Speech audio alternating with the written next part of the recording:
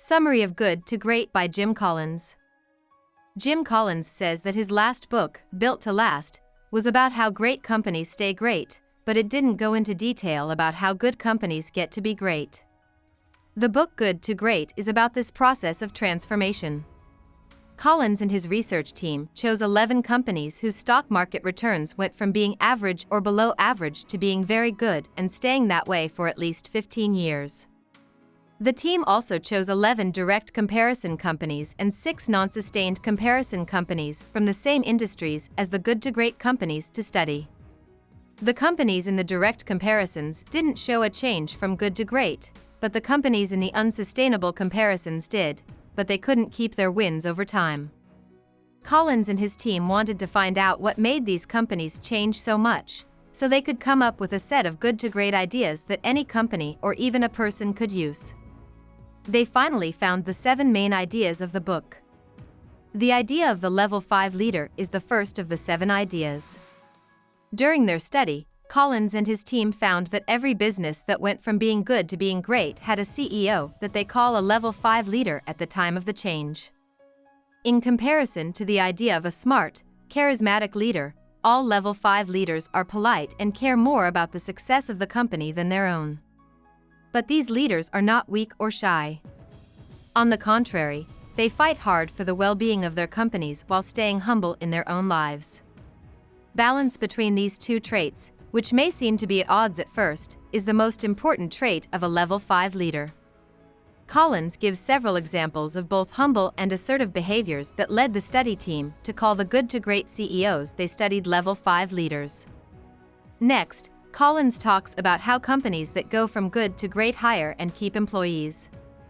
Contrary to the common belief that strategic planning is the most important thing, companies that went from good to great almost always focused on hiring the right people before choosing what direction the company should go.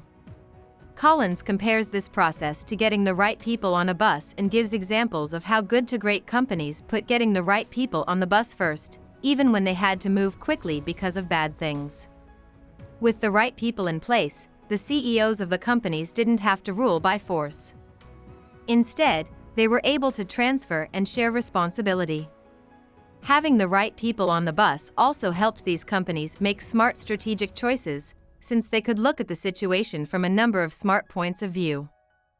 Collins says over and over in this chapter that a person is the right person when their goals are the same as the company's, and that right doesn't mean that they have to have certain skills or backgrounds.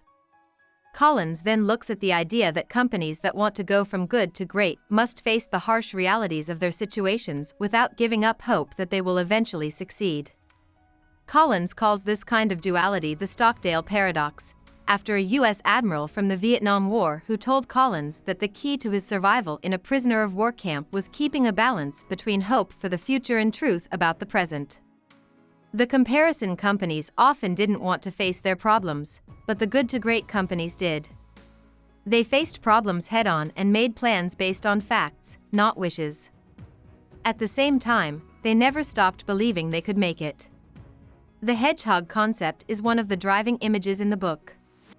It is based on the strategic planning of companies that go from good to great. Collins shows how each of the companies that went from good to great planned and acted based on one simple, clear idea. These ideas are called hedgehog concepts after a story about a simple hedgehog who beats a smart fox by sticking to one plan while the fox wears itself out with complicated moves that don't work in the end. Collins gives the hedgehog concepts for each of the good to great companies and shows how the comparison companies did not have plans that were as focused. Collins also says that the research shows that companies that went from good to great gave careful, long-term thought to 3 specific areas: figuring out what the company does better than anyone else in the world, figuring out what drives the company's economic engine, and figuring out what the company and its leaders care deeply about. Collins suggests that people who want to come up with their own hedgehog concepts have a lot of discussions about these 3 areas of thinking, which he calls the 3 circles. The next part of the book talks about disciplined behavior and how it builds on the strengths of disciplined people and disciplined thought.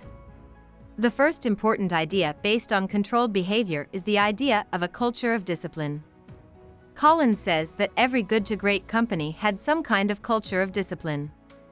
These cultures weren't cruel, which means they didn't have dictatorial leaders or punish workers for no reason. Instead, they were made by putting together strict frameworks with freedom for each person. In such settings, there are clear goals and high standards, but it is up to each employee to decide how best to meet those standards. Also, cultures of discipline as they are described here are based on the company's hedgehog concept, which must be at the center of everything the company does. Lastly, Collins says that knowing how to use technology well is a very important example of focused action.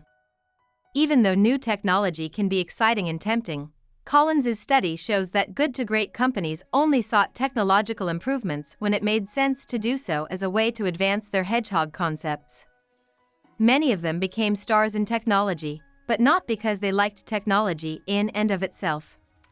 On the other hand, the companies in the comparison group often tried to make technology progress without thinking about how to use it wisely in their own situations. Collins says that technology can help a company keep going in the right direction, but it can't make a company great on its own. Many of the leaders of companies that went from good to great didn't put much emphasis on technology when talking about their own success. This shows that technology is a tool, not a plan.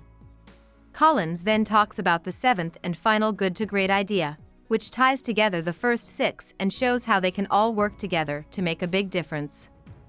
Collins represents this idea with the image of a huge, heavy flywheel.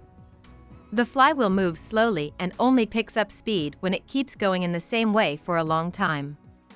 Simple actions done over and over again are needed to move it, but once it starts to move, its own weight becomes a help, pushing it forward until it hits a point of breaking and starts to spin on its own. Collins uses the picture of a flywheel to show how all of the parts of the companies that went from good to great worked together to build energy toward a success that changed everything. The most important thing is that none of the parts can work on their own. They can only work as part of the flywheel process. Collins, on the other hand, says that comparison companies often seem to be stuck in a doom loop, in which illogical choices add up over time to keep them from succeeding. In the last chapter, Collins ties together the ideas from good to great with those from his earlier book, Built to Last. Collins did different kinds of study in that earlier book to show how great companies stay great over time. He says that he now thinks of good to great as a sort of prequel to Built to Last. Some of the same good to great trends are in the first book, and the new book explains some of the things that were not clear in the first one. Collins says that for a company to go from good to great and stay great over time, it must use all of the ideas from both books every single time. Collins ends the book by giving the example of a winning track team to show how the good to great ideas can be seen in groups that have little in common with businesses. Collins tells his readers that striving for greatness in any area can be a key to worthwhile life, and he pushes them to try out the good to great ideas in at least one area of their own lives. About the author. Jim Collins was born in 1958, and he went to Stanford University to get his BA and MBA. He first taught at the Stanford University Graduate School of Business. Later, he moved to Boulder, Colorado, and started a private management research lab. Collins now works as an advisor for both companies and the social sector, in addition to writing and doing research. Collins has written 4 other nonfiction books as long as Good to Great and 1 shorter book about how his good to great ideas can be used in the social sector. Hope we summarized it fully and you liked it. Please hit the like button and subscribe to our channel so that we are motivated to create more videos.